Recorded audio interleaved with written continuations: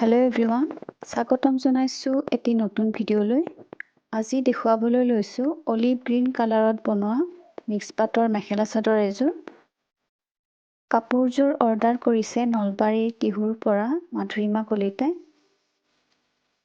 এইযোৰ তেখেতৰ ৩ নম্বৰ অৰ্ডাৰৰ কাপোৰ হয়। আগতেও দুযোৰ লৈছে। কাপোৰ কেইযোৰ তেখেতে বহুত ভাল পাইছে।